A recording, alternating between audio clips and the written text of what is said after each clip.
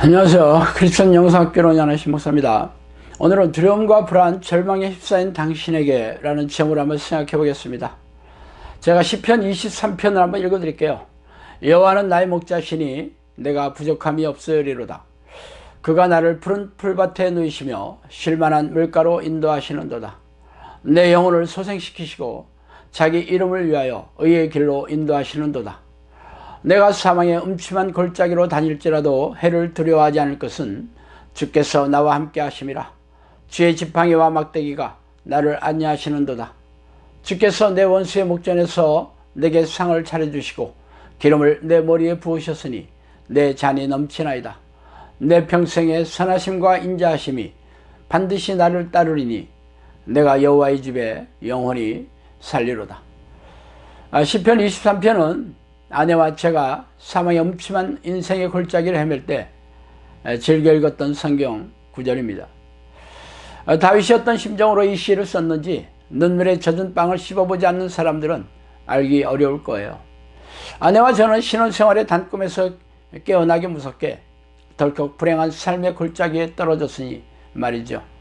그렇게 20여 년의 출구가 보이지 않는 인생을 헤매다가 어느 날 갑자기 한 줄기 빛을 보게 되었으니 지금 생각해도 가슴이 먹먹합니다. 그때 앞이 보이지 않는 시절에 아내와 저는 시편 23편을 읽으면서 마음을 다잡곤 했어요. 그러다가 하나님께서 사역을 열어주시고 충주에 온 지 벌써 5년의 세월이 지났네요. 그동안 우리 부부는 시편 23편을 까마득히 잊고 지냈어요. 정신없이 바쁘게 지내다 보니 절망과 두려움에 빠져 지푸라기라도 잡는 심정으로 시편 23편을 묵상하던 시절을 잊어버렸나 봅니다.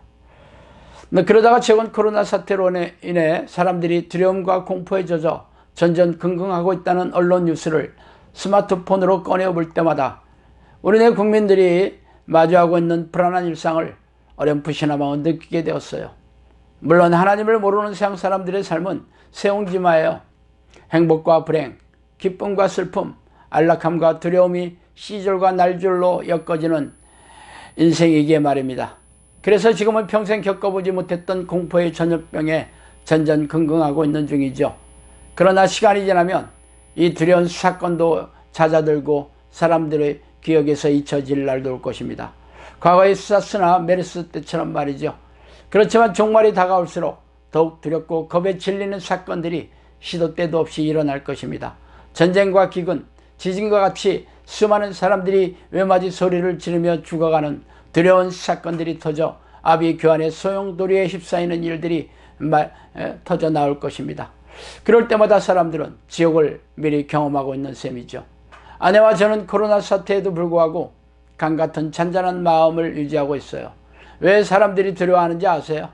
바로 두려움과 불안에 부정적인 생각을 넣어주는 미호경의 공격에 무지하기 때문입니다.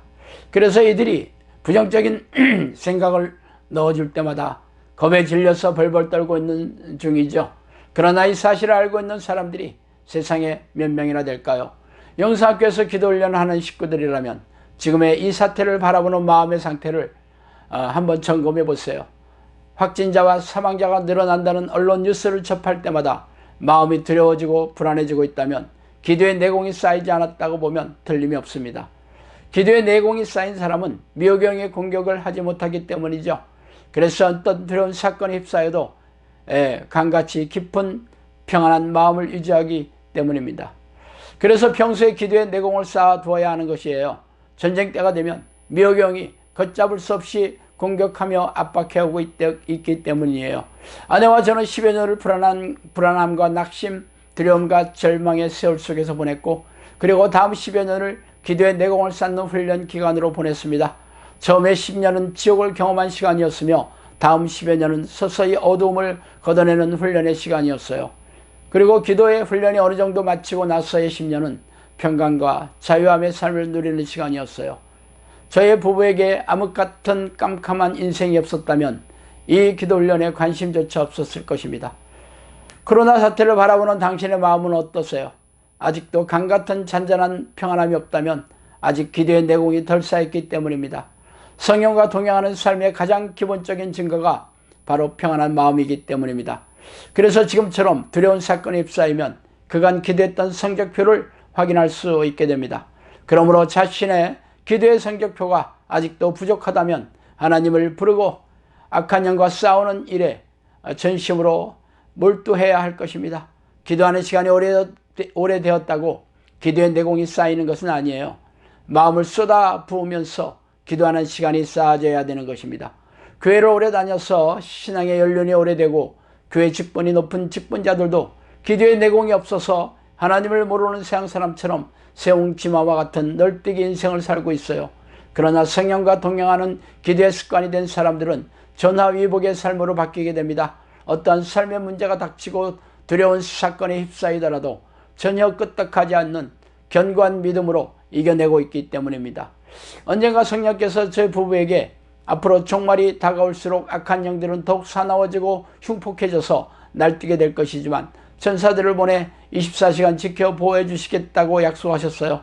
여러분도 제가 부럽다면 하루 종일 하나님을 부르는 기도의 습관을 들여 성령과 동행하는 삶을 사시기 바랍니다. 하나님은 누구나 자신을 전심으로 찾아오는 백성들을 외면하시지 않기 때문입니다.